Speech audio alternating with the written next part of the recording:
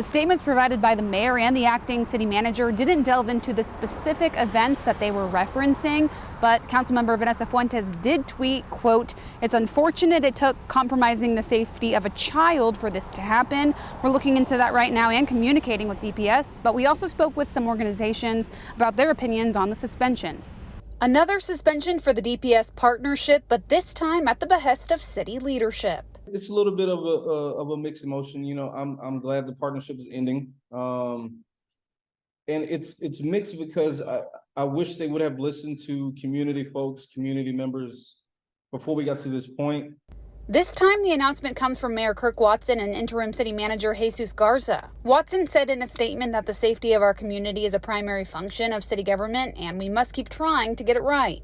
Garza said in his that they need to have absolute certainty that all law enforcement officers working to keep our city safe are on the same page when it comes to policing practices.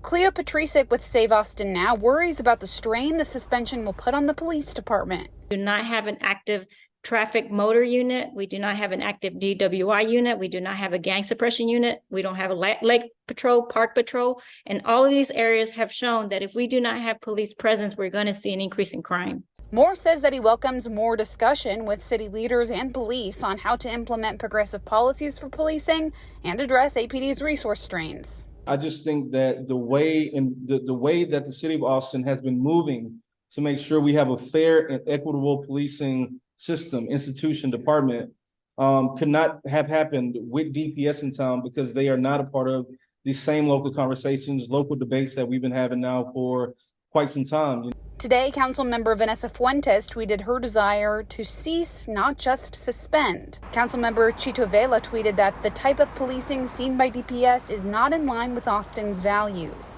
Patricic believes we're not making Austin safer by suspending the partnership. We do not, I don't see how, if we stop DPS patrols, and if we do not have enough officers to respond to calls where we're having several hour waits for a priority one call, that is a problem.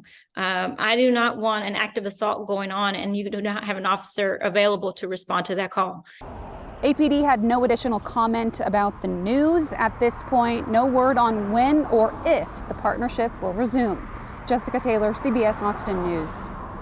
Thank you for watching. Please hit the subscribe button and get the latest news by downloading the CBS Austin News app.